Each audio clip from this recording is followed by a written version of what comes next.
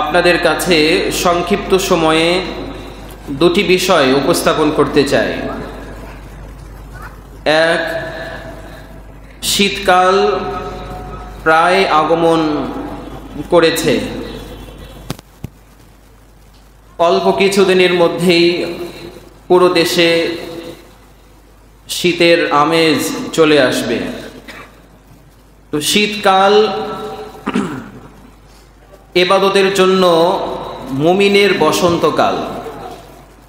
তো শীতকাল উপলক্ষে আমরা শীতের ফজিলত, শীতের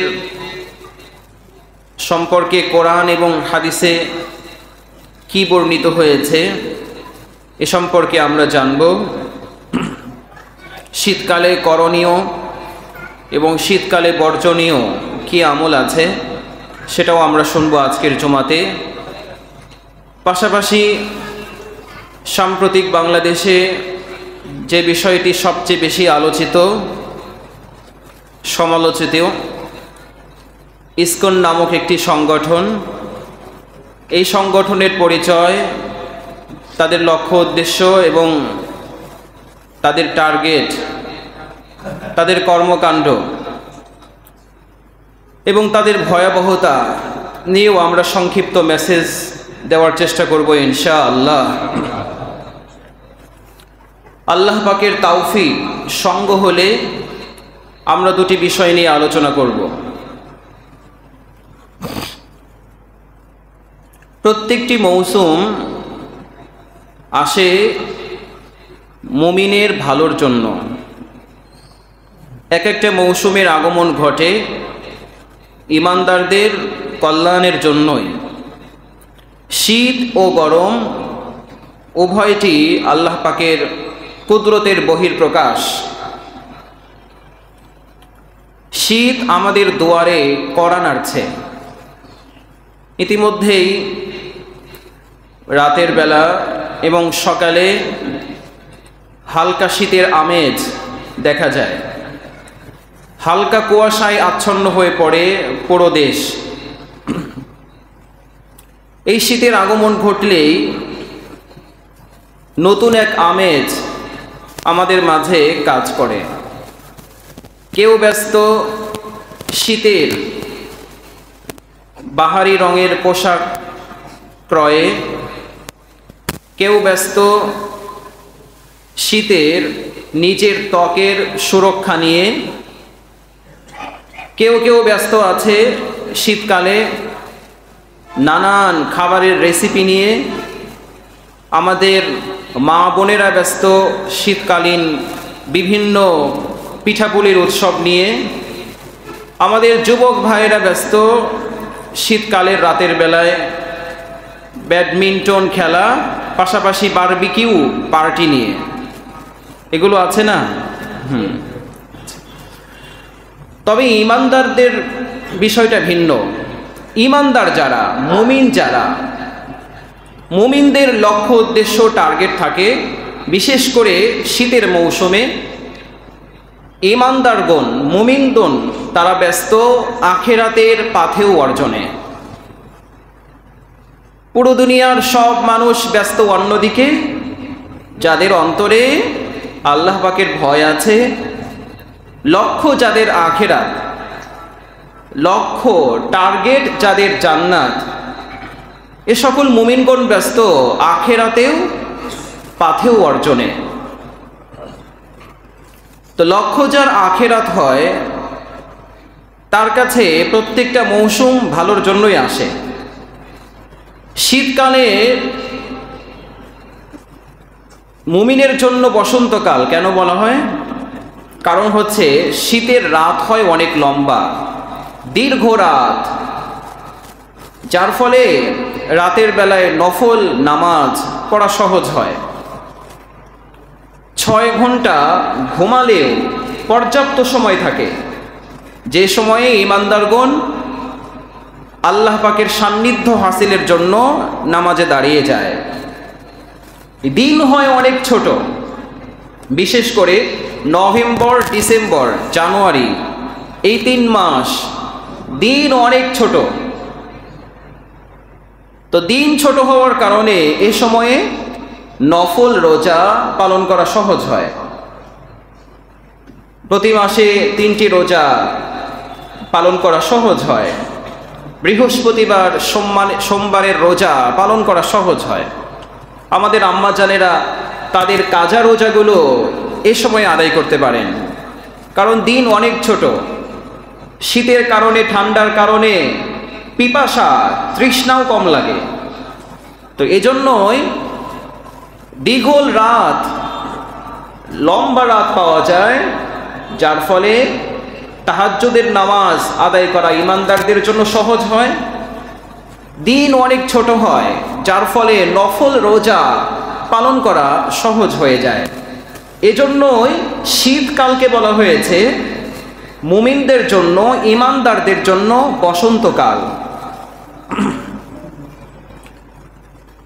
এই যে শীত এবং গরম, এ উভয়টি আল্লাহ তাআলার কুদরতের বহিঃপ্রকাশ।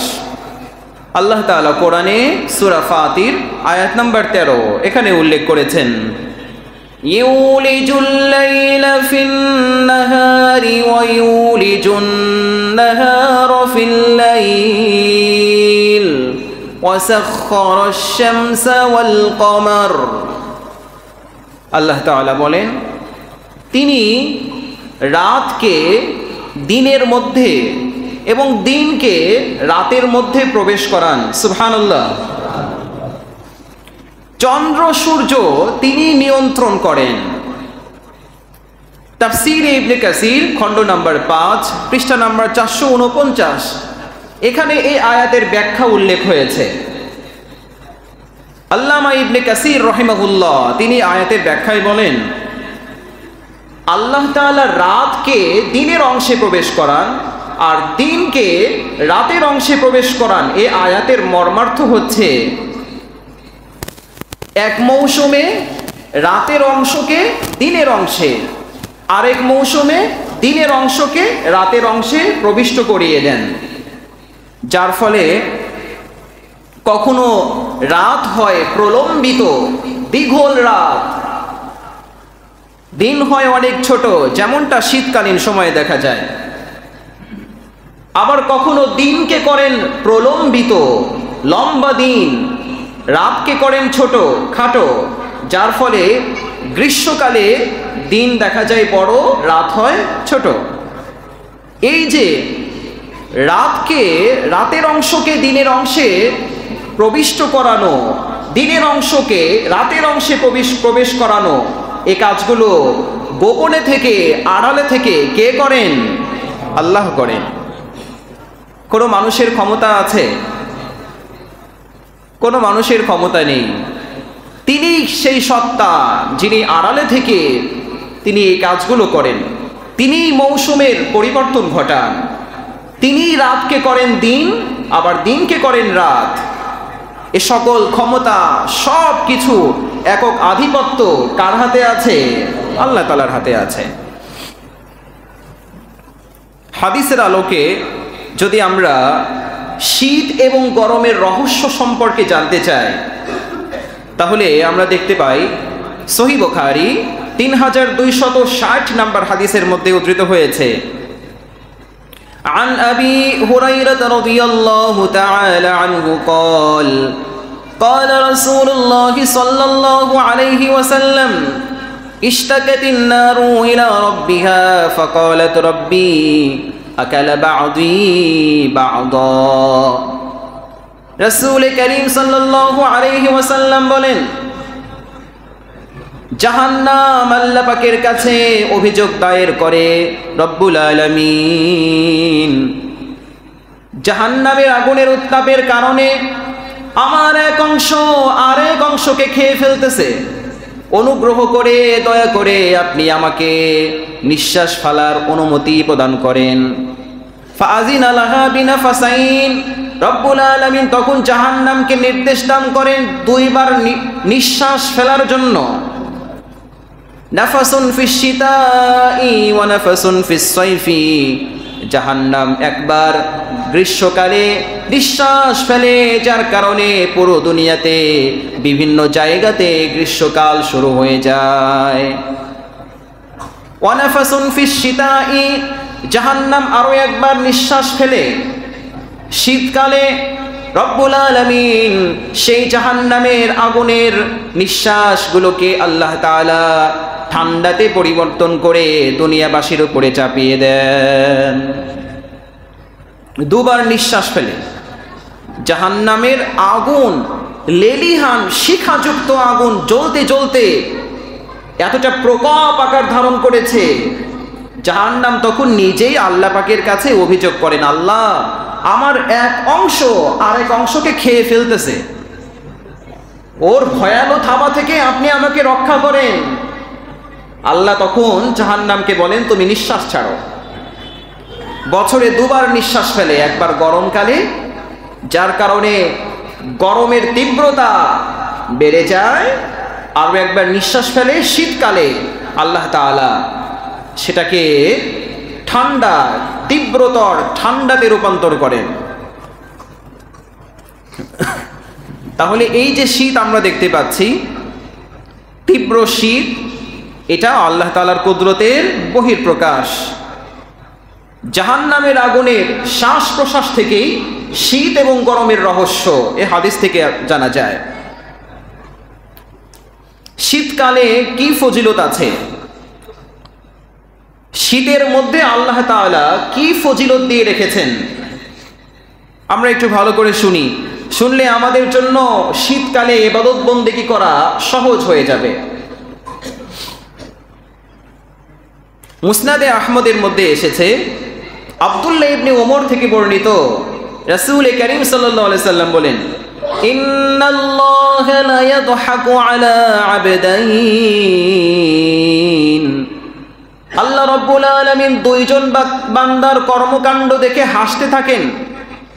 সাহাবায়ে কেরাম জিজ্ঞাসা করলেন, ইয়া রাসূলুল্লাহ, ওই সমস্ত বান্দারা কারা যাদের কর্মকাণ্ড দেখে স্বয়ং রব্বুল আলামিন হাসতে থাকেন? রাসূল করিম সাল্লাল্লাহু আলাইহি ওয়াসাল্লাম তখন বললেন, ইযা কামা রাজুলুন ফি লাইলাতিন বারিদাতিন মিন লিহাফ, আল্লাহর কোন বান্দা যখন তীব্রতর ঠান্ডার রাতে ঘুম থেকে উঠে, কম্বলের মধ্যে থেকে উঠে যায়, ফাতাওয়াদ্দা, এরপরে সে ওযু করে, সুম্মা কামা, অতঃপর সে নামাজে দাঁড়িয়ে যায়, রব্বুল আলামিন এই বান্দার দিকে তাকিয়ে হাসতে থাকেন আর ফেরেশতাদেরকে বলতে থাকেন, ও ফেরেশতারা, আমার এই বান্দা কি চায়? শীতের রাত, শীতকে উপেক্ষা করে আমার বান্দা উঠে গেছে কেন? ফেরেশতারা তখন রব্বুল আলামিনের কাছে বলতে থাকে, রব্বুল আলামিন ইয়ারজু মিন নিআমিকা ওয়া ইয়াখাফু মিন ইকাবিকা, আপনার এই বান্দারা শীতকালে অলসতার চাদর গা থেকে সরিয়ে তারা উঠে গেছে, এজন্য তারা আপনার রহমতের আশা করে, ওয়া ইয়াখাফু মিন ইকাবিক, এবং আপনার শাস্তিকে তারা ভয় পায়। রব্বুল আলামিন তখন বলেন, ফাআতাইতু মিম্মা রাজা, ও আমার ফেরেশতারা, তোমরা সাক্ষী থাকো, আমার বান্দারা মনে মনে যা কামনা করে, আমার বান্দারা মনে মনে যা চায়, আমি বান্দাকে তাই দিয়ে দিলাম। সুবহানাল্লাহ। তাহলে শীতকে উপেক্ষা করে কোনো বান্দা যদি রাতের বেলায় ঘুম থেকে উঠে যায় আর সে ওযু করে নামাজে দাঁড়ায়, আল্লাহ তাআলা এই বান্দার কাজ দেখে তিনি হাসেন। আব্দুল্লাহ ইবনে ওমর রাদিয়াল্লাহু তাআলা আনহু এই হাদিসের ব্যাখ্যা লিখেছেন। আব্দুল্লাহ ইবনে ওমর বলেন, আল্লাহ তাআলা যখন কোনো বান্দার কর্মকাণ্ড দেখে হাসেন, ইযা দাহিকাল্লাহু আবদান, রব্বুল আলামিন যখন কোনো বান্দার কর্মকাণ্ড দেখে হাসেন, তখন তিনি কি করেন? ফালা হিসাব লাহু, আল্লাহ তাআলা ওই বান্দার জীবনে কোনোদিন হিসাব গ্রহণ করবেন না। সুবহানাল্লাহ। আল্লাহ যখন কোনো বান্দার কাজ দেখে হেসে দেন, হেসে ফেলেন, তার মানে বোঝা গেল আল্লাহ তাআলা এই বান্দার প্রতি কি তিনি সন্তুষ্ট, রাজি হয়ে গেছেন। আল্লাহ পাকের রাজি হওয়ার কারণে এই বান্দার জন্য প্রতিদান হলো আল্লাহ তাআলা কখনো তার কাছ থেকে কোনো কাজের হিসাব নেবেন না, বিনা হিসাবে জান্নাত দিয়ে দিবেন। তাহলে শীতের মধ্যে ফজিলত আছে না নাই? আছে। মানে শীতের রাত শুধু ঘুমিয়ে কাটালে চলবে, অলসতায় কাটালে চলবে না। যদি কোনো ব্যক্তি চায় আল্লাহ আমার কাজের প্রতি খুশি হয়ে যান, তাহলে সে যেন রাতের বেলায় উঠে গা থেকে অলসের চাদরকে খুলে কম্বল থেকে ল্যাপ থেকে উঠে যায় আর ওযু করে আল্লাহ পাকের সান্নিধ্য হাসিলের জন্য নামাজে দাঁড়িয়ে যায়। 1 নম্বর ফজিলত। 2 নম্বর ফজিলত হলো, কোনো বান্দা দুনিয়াতে কোনো বিপদ আপদ ছাড়া আছে এরকম পাওয়া যায়? প্রত্যেকটা মানুষ দুনিয়াতে কোনো না কোনো বিপদে আপদে আক্রান্ত, হয় সাংসারিক ঝামেলা, পারিবারিক ঝামেলা, হয়তো অসুখ বিসুখে আক্রান্ত, কোনো না কোনো মুসিবতে প্রত্যেকটা মানুষ দুনিয়াতে আক্রান্ত। এই সবগুলোর প্রতি যদি আপনি সবর করতে পারেন, ধৈর্য ধারণ করতে পারেন, বিপদ যত বড় হবে তার জন্য আল্লাহ পাকের কাছে প্রতিদান তত বড় হবে। সুবহানাল্লাহ বলেন। সুনান তিরমিজি হাদিস নাম্বার 2396 এখানে এসেছে। عن أنس بن مالك رضي الله تعالى عنه قال قال رسول الله صلى الله عليه وسلم إن عظم الجزاء مع عظم البلاء। বিপদ যত বড় হয় আল্লাহ পাকের কাছে ওই বান্দা যদি সবর করতে পারে তার জন্য প্রতিদানও অনেক বড় হয়ে যায়। তাহলে যে আমলে কষ্ট যত বেশি সে আমলের প্রতিদান তত বেশি। শীতের রাত আরামে ঘুমিয়ে কাটিয়ে দেওয়া, অলসতায় কাটিয়ে দেওয়াটা অনেক সহজ না? কিন্তু শীতকে উপেক্ষা করে ফজরের আজান হলে ওযু করে মসজিদে আসা, এটা অনেক বড় কঠিন কাজ। আপনি এই কঠিন কাজকে আপনি নিজের নিত্যদিনের আপনি আমল বানিয়ে ফেলেছেন।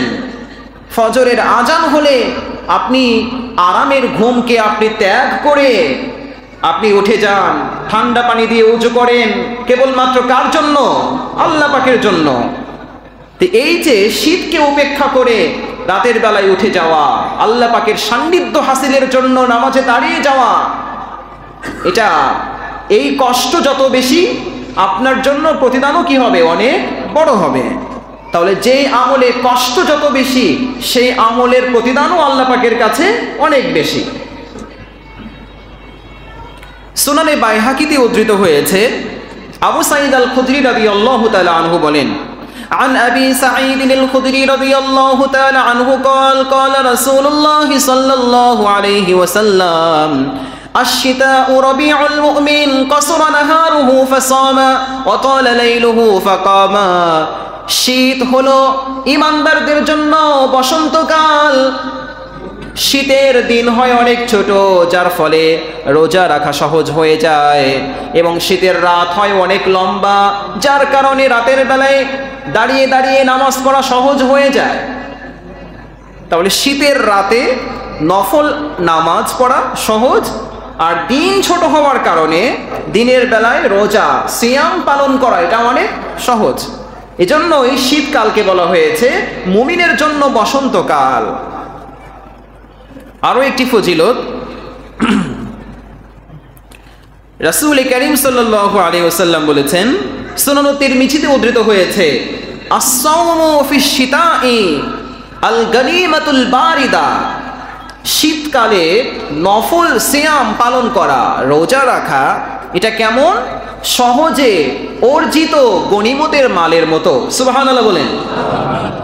কোন মুজাহিদ আল্লাহ পাকের রাস্তায় যুদ্ধের জন্য বের হয়েছে, যুদ্ধের ময়দানে কাফের মুশরিকদের মোকাবেলায় বের হয়েছে, মুসলমানদের শৌর্য বীর্য দেখে কাফেররা পালিয়ে চলে গেল, আর কাফেরদের সব মাল সামানাগুলো যুদ্ধের ময়দানে রেখে চলে গেল।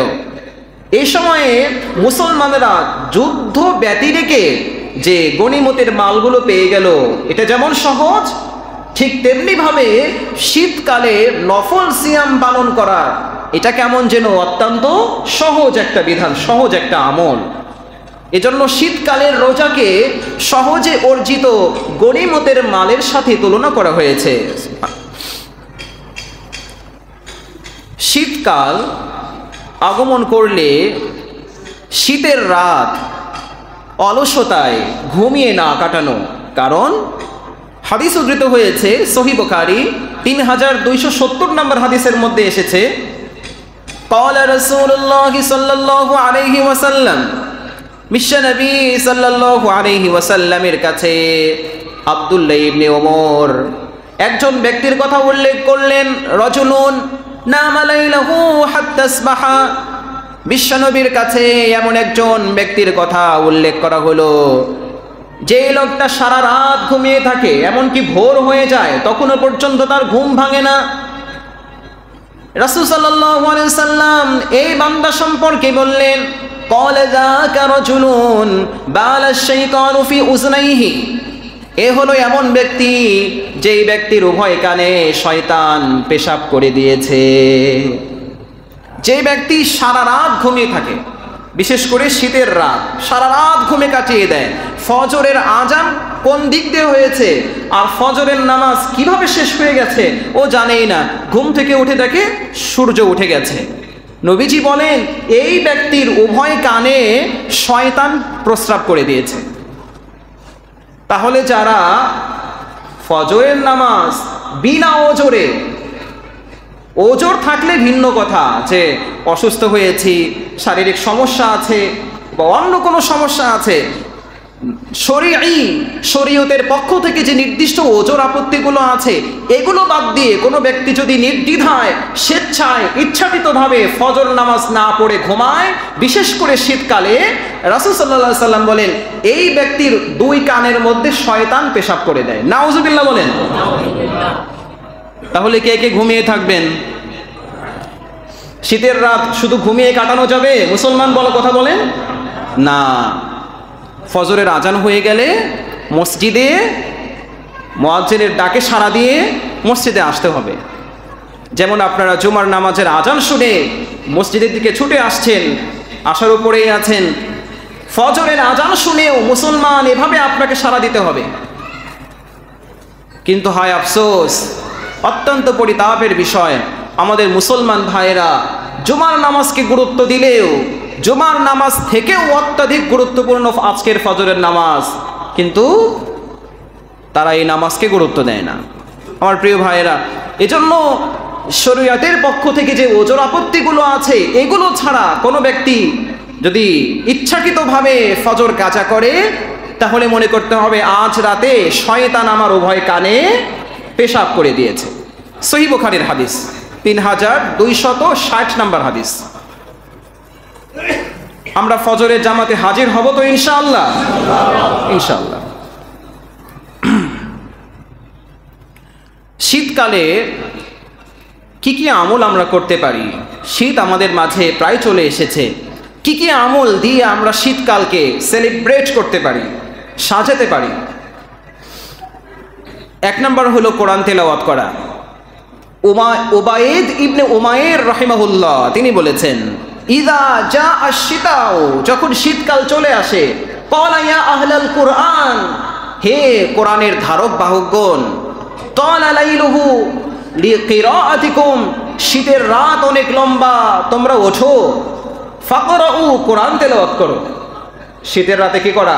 কোরআন তেলাওয়াত করা। দুই নম্বর হলো কসরান নাহার, শীতকালের দিন অনেক ছোট, লিসিয়ামিকুম, তোমাদের রোজার জন্য শীতের দিনটাকে ছোট করে দেওয়া হয়েছে, ফাসুমু, সুতরাং তোমরা শীতকালে নফল রোজাগুলো পালন করো। আম্মা জানেরা নফল রোজা পালন করবে, আর কাজা রোজা থাকলে সেটাও তারা পালন করবে। তাহলে এক নম্বর আমল হলো শীতের রাতে কোরআন তেলাওয়াত করা। দুই নম্বর হচ্ছে নফল রোজাগুলো আদায় করা। তিন নম্বর আমল হলো যদি সুযোগ থাকে 5 ওয়াক্ত নামাজের পরে 5 ওয়াক্ত নামাজের পাশাপাশি তাহাজ্জুদের নামাজের ইহতিমাম করা। কোনো ব্যক্তি যদি রাত 10টায় ঘুমিয়ে যায়, 4টা বাজলে ওঠে, 6 ঘন্টা ভালোভাবে ঘুম হয়ে যাবে। সেজন্য 6 ঘন্টা ঘুম একজন প্রাপ্তবয়স্ক মানুষের জন্য যথেষ্ট ঘুম। 4টার দিকে উঠে যান, উঠে আপনি 2-4 রাকাত তাহাজ্জুদের নামাজ পড়ে আল্লাহ পাকের কাছে কান্নাকাটি করেন। তাহাজ্জুদের নামাজ আমরা কেন পড়ব? সহিহ বুখারী 1145 নম্বর হাদিসের মধ্যে এসেছে, রাসূল করিম সাল্লাল্লাহু আলাইহি সাল্লাম বলেন, عن أبي هريرة رضي الله تعالى عنه قال قال رسول الله صلى الله عليه وسلم হযরতে আবু হুরায়রা থেকে বর্ণিত বিশ্বনবী সাল্লাল্লাহু আলাইহি ওয়াসাল্লাম বলেন, ইয়ানজিলু রাব্বুনা তাবারাকা ওয়া তাআলা কুল্লা লাইলাতিন ইলাস সামাঈদ দুনিয়া হিনা ইয়াবকা সুলুসাল লাইলিল আখির। মহান রব্বুল আলামিন প্রত্যহ রাতের বেলায় 1/3 রাত অবশিষ্ট থাকতে দুনিয়ার আকাশে, পৃথিবীর নিকটবর্তী আকাশে নেমে আসেন। ফায়াকুলু রব্বুল আলামিন দুনিয়ার আসমানে এসে বান্দাদেরকে ডাকতে থাকেন। ফায়াকুলু মান ইয়াদউনি ফাআস্তাজিব লাহু, কে আছে এমন যে আমার কাছে দোয়া করবে, আমি তার দোয়াগুলো কবুল করে নিব। সুবহানাল্লাহ বলেন। ওমাই ইয়াসআলুনি ফাউতিয়াহু, কে আছে এমন যে আমার কাছে যা চাইবে আমি তাকে তাই দান করব। সুবহানাল্লাহ। ওমাই ইস্তাগফিরুনি ফাআগফির লাহু, কে আছে এমন যে আমার কাছে গুনাহের জন্য ক্ষমা চাইবে, আমি তার গুনাহগুলো মাফ করে দিব। সুবহানাল্লাহ। এই হাদিসটাকে শুধুমাত্র আমরা শবে বরাতের জন্য রেখে দিই, শবে কদরের জন্য এই হাদিসটা রেখে দিই, যে শবে কদর আর শবে বরাতে আল্লাহ তাআলা আসমানে নেমে আসেন না। এই হাদিসটা সারা বছরের জন্য প্রযোজ্য। এখানে কেমন যেন যে সময়ে বান্দারা ঘুমিয়ে থাকে, আল্লাহ তাআলা দুনিয়ার আসমানে এসে আপনাকে ডাকেন, হে আব্দুল্লাহ, হে আব্দুর রহমান, অমুক অমুক, তোমরা ওঠো, আমার কাছে বলো, আমার কাছে চাও। কে অভাবগ্রস্ত আছো আমার কাছে বলো, আমি তোমার অভাব মোচন করে দিব। কে আছো পাপী, আমার কাছে বলো, আমি তোমার পাপগুলোকে ক্ষমা করে দিব। কে আছো এমন রিজিক চাওয়ার, আমার কাছে রিজিক চাও, আমি তোমাকে রিজিক দান করব। সুবহানাল্লাহ বলেন। তাহলে কোনো ব্যক্তি যদি আল্লাহ পাক ডাকছেন, সেই সময় যদি আপনি আল্লাহ তাআলাকে তার ডাকে সাড়া দেন, তাহলে আশা করা যায় আপনার দোয়াগুলো কবুল হবে। এজন্য দোয়া কবুল হওয়ার সুন্দর একটি ব্যবস্থাপনা হচ্ছে তাহাজ্জুদের নামাজ। রাসূল করিম সাল্লাল্লাহু আলাইহি সাল্লামের জন্য তাহাজ্জুদের নামাজ পড়া ফরজ ছিল। 5 ওয়াক্ত নামাজ যেমন ফরজ, মুহাম্মদ সাল্লাল্লাহু আলাইহি সাল্লামের জন্য তাহাজ্জুদের নামাজ পড়া এটা ফরজ ছিল। নবীজি তার জীবদ্দশায় কখনো কোনোদিন তাহাজ্জুদের নামাজকে ছেড়ে দেননি। যে আমল আমাদের প্রিয় নবী জীবনে কোনোদিন ছাড়েন নাই, আর সেই নবীর উম্মত হয়ে আমাদের জীবনে কোনোদিন তাহাজ্জুদের নামাজ পড়ি নাই। বিষয়টা এমন না, আমাদের নবী যে আমল কখনো ছাড়েন নাই, আর আমরা তার উম্মত হয়ে আমাদের জীবনে কখনোই করি নাই। এজন্য তাহাজ্জুদের নামাজ না পড়লে আল্লাহ পাকের কাছে জবাবদিহি করতে হবে, বিষয়টা এরকম না। 5 ওয়াক্ত নামাজের জন্য আপনাকে জবাবদিহি করতে হবে। কিন্তু যদি আপনি স্পেশালভাবে আরও কিছু পেতে চান, আল্লাহ তাআলার খাজানা থেকে, ভান্ডার থেকে অনেক বেশি কিছু পেতে চান, আপনি গুনাহগার, আপনি অভাবগ্রস্ত, আপনি অসুখ বিসুখে আক্রান্ত, বালা মুসিবতে আক্রান্ত, আল্লাহ পাকের কাছে চান, চাইবেন কোন সময়? তাহাজ্জুদের সময়। দোয়া কবুল করবেন কে? আল্লাহ। এজন্য তাহাজ্জুদের নামাজের ইহতিমাম করা সাধ্যমতো আমরা চেষ্টা করব, বলেন ইনশাআল্লাহ। সুনান তিরমিজিতে এসেছে, হযরতে বেলাল থেকে বর্ণিত, রাসূল করিম সাল্লাল্লাহু আলাইহি সাল্লাম বলেন, আলাইকুম বিকিয়ামিল লাইল, ও দুনিয়ার মানুষ, তোমরা তাহাজ্জুদের নামাজের ইহতিমাম করো। কেন? ওয়া ইন্না কিয়ামাল লাইলি, কেননা তাহাজ্জুদের নামাজ যদি কোনো ব্যক্তি পড়ে, তার জন্য 4টা পুরস্কার আছে। কয়টা পুরস্কার?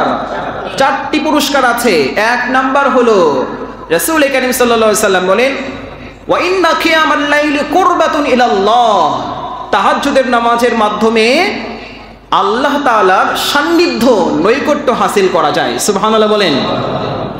ওয়ামানহাতুন আনিল ইসমি, কোনো ব্যক্তি যদি গুনাহ থেকে বাঁচতে পারে না, অনেক চেষ্টা করে তবুও আবার সেই গুনাহের কাজে জড়িয়ে পড়ে, গুনাহ থেকে বাঁচার জন্য সর্বোত্তম ব্যবস্থাপনা হলো তাহাজ্জুদের নামাজ। 3 নাম্বার হলো ওয়া তাকফিরুল লিসাইয়্যাত, পূর্বেকার সমস্ত গুনাহের জন্য তাহাজ্জুদের নামাজ হলো কাফফারা স্বরূপ। সুবহানাল্লাহ বলেন। 4 নম্বর ফজিলত হলো রাসূল করিম সাল্লাল্লাহু আলাইহি ওয়াসাল্লাম বলেছেন যে যে ব্যক্তি নিয়মিত তাহাজ্জুদের নামাজের ইহতিমাম করে আল্লাহ তাআলা তাকে জান্নাত দান করবেন। সুবহানাল্লাহ। এজন্য আসুন আমরা চেষ্টা করব তাহাজ্জুদের ইহতিমাম করব। শীতের রাত যেহেতু অনেক বড়, এজন্য কমপক্ষে শীতকালীন সময়ে আমরা এই আমলটা করতে পারি। শীতে সামাজিকভাবে কিছু দায়িত্ব কর্তব্য আছে আমাদের। শীত প্রায় চলে এসেছে, সামাজিকভাবে যে দায়িত্বগুলো পালন করা জরুরি। শীতে ধনী ব্যক্তি, বিত্তবান বা মধ্যবিত্ত পরিবারের লোকেরা শীত বস্ত্র কেনার সামর্থ্য হলেও হতদরিদ্র, অসহায়, শীতার্ত মানুষগুলো মানবেতর জীবনযাপন করে। আপনি চাইলে তাদের কি করতে পারেন? শীত বস্ত্র বিতরণ করে তাদের দুঃখ দুর্দশাগুলো দূর করতে পারেন। হাদিসের মধ্যে এসেছে সুনান তিরমিজিতে, মা মিন মুসলিমিন কাসা মুসলিমান সাওবান, কোনো ব্যক্তি যদি কোনো মুসলমান অসহায় ব্যক্তিকে একটা কাপড়, পোশাক দান করে, তার ফজিলত কি হবে? ইল্লা কানা ফি হিফজিম মিনাল্লাহ, এই ব্যক্তি আল্লাহ তাআলার জিম্মায় থাকে। সুবহানাল্লাহ বলেন। কতক্ষণ পর্যন্ত? মা দামা মিনহু আলাইহি খিরকাতুন, যতক্ষণ পর্যন্ত আপনার দেওয়া একটা শীত বস্ত্র তার গায়ে থাকবে, তার ঘরে থাকবে, ছিঁড়ে টুকরো টুকরো না হয়ে যাবে। এমনকি এক টুকরা কাপড়ও যদি ওই ব্যক্তির দেহে অথবা ঘরে থাকে, ততক্ষণ পর্যন্ত আপনি আল্লাহ তাআলার জিম্মায় হয়ে যাবেন। সুবহানাল্লাহ। এজন্য শীতার্ত মানুষদেরকে, যারা মানবীয়তার জীবনযাপন করে, তাদের মাঝে শীত সামগ্রী বিতরণ করা উচিত। সামর্থ্যবানদের এগিয়ে আসা উচিত। যে ব্যক্তি দুনিয়াতে কোনো মানুষের দুঃখ কষ্টগুলোকে দূর করে, আল্লাহ তাআলা আখিরাতে তাদের দুঃখ কষ্টগুলোকে দূর করে দিবেন। সুবহানাল্লাহ। সহিহ বুখারীতে উদ্ধৃত হয়েছে, মান নাফাসা আম মুমিনিন কুরবাতাম মিন কুরাবিদ দুনিয়া, যে ব্যক্তি দুনিয়াতে কোনো বান্দার দুঃখ কষ্টগুলোকে দূর করে, নাফাসাল্লাহু আনহু কুরবাতাম মিন কুরাবি ইয়াউমাল কিয়ামা, আল্লাহ তাআলা কিয়ামতের দিন ওই বান্দার যাবতীয় কষ্টগুলোকে দূর করে দিবেন। সুবহানাল্লাহ।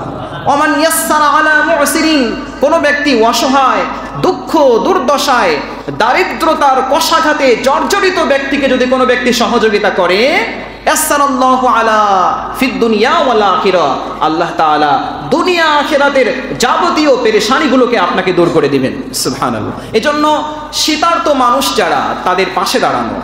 শীতকালে বিশেষ করে আপনি চাইলে একটু কম্বল কিনে দিলেন, গরিব দুঃখী অসহায় মানুষের মাঝে কিছু শীত বস্ত্র আপনি কিনে দিলেন, যার কারণে আপনার ছোট্ট একটা কম্বল পেয়ে, একটা শীতের পোশাক পেয়ে সে শীত থেকে, শীতের কষ্ট থেকে নিজেকে রক্ষা করতে পারবে। আর রাহিমুনা ইয়ারহামুহুমুল্লাহ, যারা দুনিয়াবাসীর প্রতি রহম করে, তাদের প্রতি স্বয়ং আল্লাহ তাআলাই রহম করেন। সুবহানাল্লাহ। ইরহামু আহলাদ দুনিয়া ইয়ারহামুকুম মান ফিস সামা, হে দুনিয়াবাসী, তোমরা যারা অসহায় ব্যক্তি তাদের প্রতি দয়া করো, অনুগ্রহ করো, আসমানে যিনি আছেন আল্লাহ তোমাদের প্রতি রহম করবেন। সুবহানাল্লাহ বলেন। তো শীত নিয়ে আমাদের সংক্ষিপ্ত কথা আলোচনা ছিল। শীতে বর্জনীয় যে বিষয়টা, বিশেষ করে আমাদের যুবক ভাইয়েরা শীতকালে তারা বারবিকিউ পার্টি আয়োজন করে থাকে। ব্যাডমিন্টন খেলা পাশাপাশি হচ্ছে বারবিকিউ পার্টি চলে। তো সমস্যা নাই, শারীরিক চর্চার জন্য আপনি ব্যাডমিন্টন খেলতেই পারেন, হতেই পারে, কিন্তু সেটা যেন অবশ্যই আপনার পোশাক সতর ঢেকে এটা হয়, একটা গুরুত্বপূর্ণ বিষয়। আরেকটি হলো বারবিকিউ পার্টি করেন আর বিরিয়ানি পার্টি করেন, সমস্যা নেই, কিন্তু এইগুলোর পাশাপাশি যেন কোনো গান বাদ্যের আয়োজন না থাকে।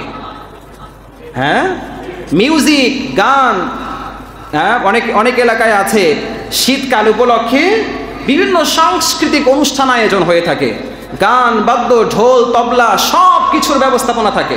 এগুলো থেকে মুসলমানদের হেফাজত থাকা উচিত, বিরত থাকা উচিত। চলুন এই পর্যায়ে অতি অল্প সময়ে খুবই গুরুত্বপূর্ণ একটা বিষয় নিয়ে কথা বলবো, আপনারা একটু মনোযোগ দিয়ে শুনবেন আশা করছি ইনশাল্লাহ। সাম্প্রতিক বাংলাদেশে ইসকন নামের একটি জঙ্গি সংগঠন তারা মাথাচাড়া দিয়ে উঠেছে। অনেক আগে থেকেই তাদের তৎপরতা বাংলাদেশে চলমান, কিন্তু তারা সাম্প্রতিক সময়ে তাদের নির্দিষ্ট লিমিট তারা ছাড়িয়ে গেছে। এজন্যই আপনাদের কাছে বিষয়টা উপস্থাপন করার গুরুত্বপূর্ণ মনে করছি। ইসকন এই শব্দটার পূর্ণরূপ কি?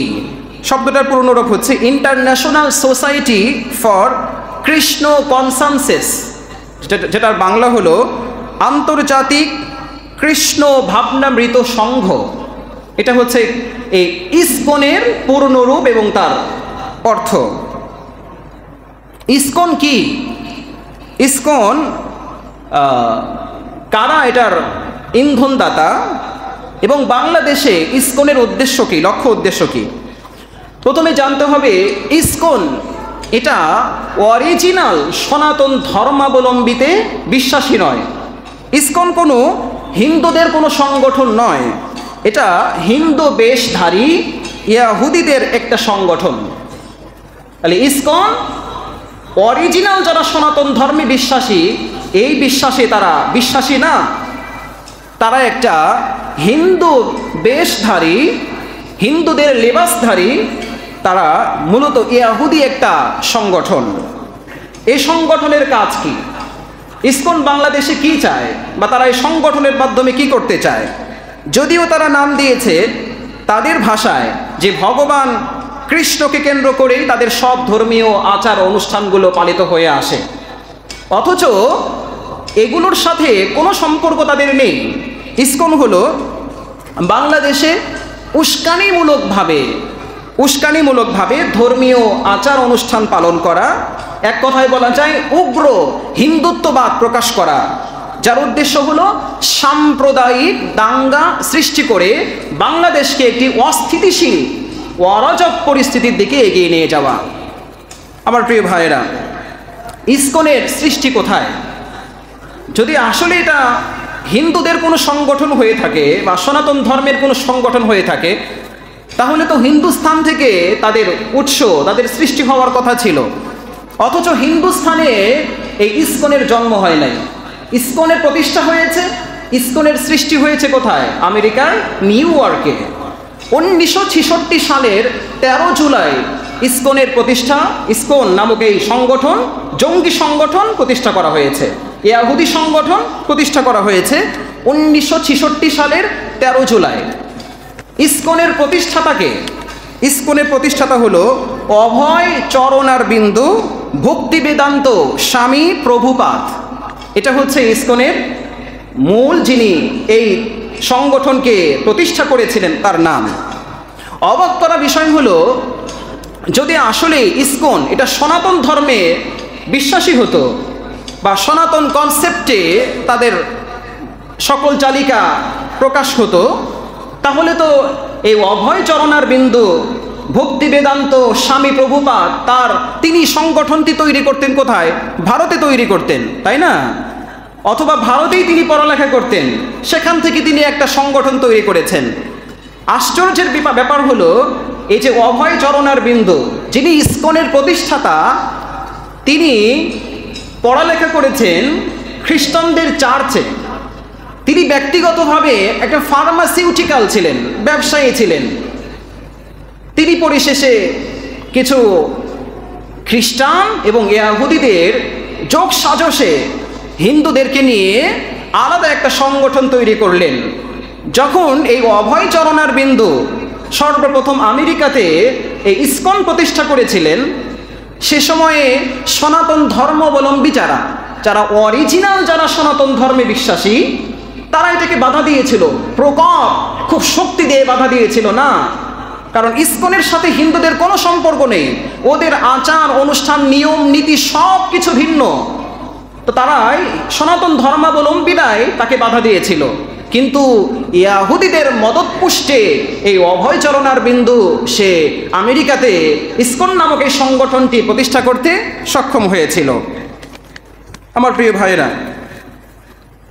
ইসকন একটি উগ্র সাম্প্রদায়িক শক্তি, যা বাংলাদেশে তারা অস্থিতিশীল পরিস্থিতি তৈরি করতে চায়। আপনারা দেখেছেন যে ইসকনের যে বাংলাদেশে বর্তমান যাকে গ্রেফতার করা হয়েছে, তার নাম হলো ভণ্ড চিন্ময় কৃষ্ণ ব্রহ্মচারী। হ্যাঁ, চিন্ময় কৃষ্ণ দাস ব্রহ্মচারী ইসকনের সদস্য বা ইসকনের দায়িত্ব সে পালন করেছে দীর্ঘদিন পর্যন্ত। এখন তারা নতুন করে বিবৃতি দিয়েছে যে না, তার সাথে আমাদের ইসকনের কোনো সম্পর্ক নেই। জুলাই আগস্টে বাংলাদেশের ছাত্র জনতা যে অভ্যুত্থান ঘটিয়েছে, ফ্যাসিস্টকে দেশ থেকে বিতাড়িত করেছে, এই ব্যক্তি ইসকনের এই সহযোগিতায় তারা নতুন করে এই ফ্যাসিস্ট সরকারকে আবার দেশে আনার এবং পুনর্বহাল করার জন্য সর্বোচ্চ তারা চেষ্টা করে গেছে। আমার প্রিয় ভাইরা, এজন্য তারা আরও বেশি যে সকল কর্মকাণ্ডগুলো চালিয়েছে আমরা জানবো হচ্ছে ইসকন পৃথিবীর কোন কোন দেশে নিষিদ্ধ, তাদের কোনো কর্মকাণ্ডে যারা সমর্থন যোগায়নি। 1 নম্বর সৌদি আরব, আফগানিস্তান, চীন, ইরান, মালয়েশিয়া, এই দেশগুলোতে ইসকনকে নিষিদ্ধ করা হয়েছে। তারা এখানে তাদের কোনো সংগঠন তৈরি করতে পারেনি। ইতিমধ্যেই তাজিকিস্তান, কাজাখিস্তান, উজবেকিস্তান এবং তুর্কমেনিস্তানেও ইসকন নিষিদ্ধের পথে। এ পর্যায়ে আসুন, বাংলাদেশে মূলত ইসকন তারা কি করতে চায়। 1 নম্বর হলো, যেহেতু তাদের হিন্দুদের সাথে, সনাতন ধর্মাবলম্বী ভাইদের সাথে যেহেতু তাদের কোনো গভীর সম্পর্ক নাই, তারা বাংলাদেশে সনাতন মন্দিরগুলো দখল করতে চায়। সনাতন মন্দিরগুলো দখল করে হিন্দুদেরকে লেলিয়ে দিয়ে তাদেরকে পিটিয়ে এর অপরাধগুলো মুসলমানদের উপরে চাপাতে চায়। বিভিন্ন জায়গায় পূজা মণ্ডপগুলোতে কোরআন শরীফ রাখা, হিন্দুদের মন্দিরগুলোতে হামলা করা, চালানো, সবগুলো করেছে ইসকন নামক এই জঙ্গি সংগঠন। বলেন ঠিক কিনা? কোনো মুসলমান হিন্দুদের মন্দির ভাঙতে যায় নাই। আপনারা দেখেছেন এই ফ্যাসিস্ট সরকারের পতনের পরে বাংলাদেশের কওমি মাদ্রাসার আলেম ওলামারা, মসজিদের ইমামরা পর্যন্ত হিন্দুদের মন্দির পাহারা দিয়েছে। আমাদের ছাত্র ভাইয়েরা তারা হিন্দুদের মন্দিরগুলো পাহারা দিয়েছে। কোনো মুসলমান অপর মুসলমানের উপর, এই হিন্দুদের উপরে বা কোনো ধর্মাবলম্বীদের উপরে, ক্ষুদ্র নিগোষ্ঠীর উপরে হামলা করতে পারে না, কারণ তারা কোরআন সুন্নাহয় বিশ্বাসী। ইসকন নামক এই সংগঠন তারা কি করেছে? তাদের উপরে হামলা করেছে, এর দায়ভার চালিয়ে দিয়েছে মুসলমানদের উপরে। এবার বহির্বিশ্বকে দেখানো যে বাংলাদেশে হিন্দুরা কষ্টের মধ্যে আছে। আমার প্রিয় ভাইয়েরা, বাংলাদেশে আমাদের হিন্দু সম্প্রদায় ভাইয়েরা তারা জামায়াতেরও আছে। তাদের মতো এত শান্তি, তাদের মতো এত শান্তি নিরাপত্তার সাথে মুসলমানরা পর্যন্ত নাই। তাদেরকে এত অধিকার দিয়ে রাখা হয়েছে। আমার প্রিয় ভাইয়েরা, বাংলাদেশের মসজিদগুলোতে হামলা চালানো ইসকনের একটা অন্যতম লক্ষ্য উদ্দেশ্য। 2014 সালে তারা এই যে ঢাকাস্থ স্বামীবাগে অবস্থিত যে ইসকনের মন্দির আছে, আবার মসজিদও আছে, 2014 সালে রমজান মাসে তারাবি নামাজ পড়তে সমস্যা হচ্ছিল, কারণ তারা তারাবি নামাজের সময় বিকট শব্দে তারা গান বাদ্য পরিচালনা করছিল। মসজিদের ইমাম সাহেব সহ মসজিদ কমিটি তাদেরকে বলেছে আপনারা একটু নামাজের সময় কমপক্ষে আওয়াজগুলো বন্ধ করেন। এর প্রতিবাদে তারা পুলিশকে ডেকে এনে তারা তারাবি নামাজের উপরে নিষেধাজ্ঞা আরোপ করেছিল। এমনকি তারা 2016 সালে সিলেটে মসজিদের মুসল্লিদের উপরে এই ইসকন নামক জঙ্গি সংগঠন তারা আক্রমণ চালায়। 2016 সালে সিলেটে এক মসজিদের ইমাম এই ইসকনের বিরুদ্ধে ফেসবুকে স্ট্যাটাস দেওয়ার কারণে তাকে নির্মমভাবে হত্যা করা হয়েছে। এগুলো মিডিয়ার সামনে আসে নাই। তাহলে ইসকনের লক্ষ্য উদ্দেশ্যের মধ্যে একটা হচ্ছে মসজিদে হামলা চালানো, ইমামদের উপরে আক্রমণ চালানো, আলেম ওলামাদের উপরে আক্রমণ চালানো, হিন্দুদের মন্দিরগুলো ভেঙে দিয়ে মুসলমানদের উপরে তার দায়ভার চালানো। আমার প্রিয় ভাইয়েরা, দেখেন আরও দেখেন, বাংলাদেশে বিভিন্ন সাম্প্রদায়িক শক্তি বা সংগঠন তৈরি করা। ইতিমধ্যেই তারা উগ্র হিন্দুত্ববাদের নামে তারা বিভিন্ন সংগঠন তৈরি করেছে, যেমন জাতীয় হিন্দু, মহাজোট, জাগো হিন্দু, বেদান্ত ইত্যাদি তারা সংগঠন তৈরি করেছে। বাংলাদেশে সাম্প্রতিক চাকরিতে হিন্দুদের অগ্রগামিতা দেখা যাচ্ছে। অধিকাংশ বড় বড় পদগুলোতে হিন্দু ভাইরা তারা দখল করে নিয়েছে। এর পেছনে মূল রহস্য হলো ইসকন নামক এই জঙ্গি সংগঠন। আমার প্রিয় ভাইয়েরা, আসেন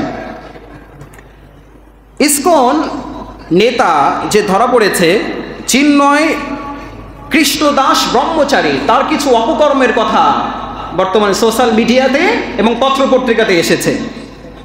তার আদেশে কিছুদিন পূর্বে, এই কয়েকদিন পূর্বে চট্টগ্রামে আমার বাংলাদেশের সেনা সদস্য এবং পুলিশদের উপরে ভয়ঙ্কর অ্যাসিড ছড়া হয়েছে। জাতীয় পতাকার উপরে হিন্দুদের নাপাক গেরুয়া পতাকা উত্তোলন করা হয়েছে। এদেশের বাংলাদেশ নামক একটি স্বাধীন সার্বভৌমত্ব দেশের উপরে, এদেশের জাতীয় পতাকার উপরে তারা এই ইসকনের নাপাক গেরুয়া পতাকা উত্তোলন করার সাহস কিভাবে পায় বলেন ঠিক কিনা? তারা কেমন যেন এই গেরুয়া পতাকা উত্তোলনের মাধ্যমে এদেশের ভাবমূর্তি, স্বাধীন দেশের ভাবমূর্তি নষ্ট করেছে, বিনষ্ট করেছে, জাতীয় পতাকার অবমাননা করেছে।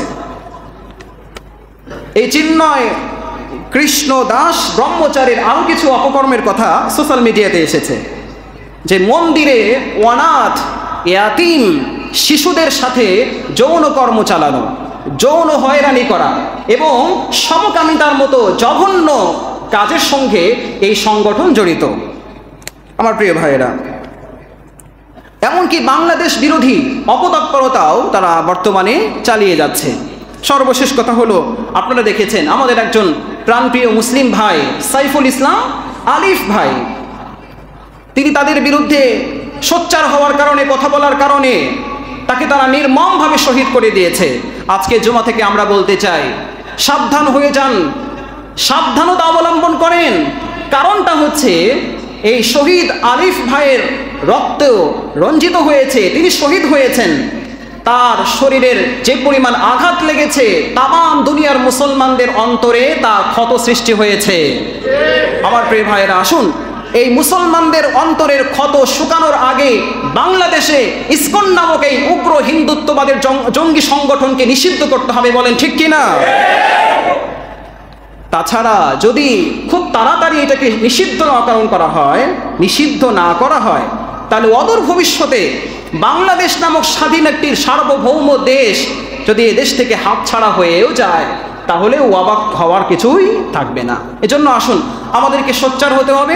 আমরা আমাদের ছেলে মেয়েদেরকে এই সম্পর্কে জানাবো, বুঝাবো, তারা যেন এই জঙ্গি সংগঠনের ব্যাপারে তারা সতর্ক হয় এবং এই দেশের যারা দায়িত্বশীল যারা আছেন তারাও যেন তাদের এই কর্মকাণ্ড সম্পর্কে তারা আমলে রেখে যারা সাইফুল ইসলাম আলিফ ভাইকে হত্যা করেছে তাদেরকে দৃষ্টান্তমূলক শাস্তির আওতায় আনেন, বলেন ঠিক কিনা? আল্লাহ তাআলা আমাদেরকে বোঝার এবং আমল করার তৌফিক দান করেন।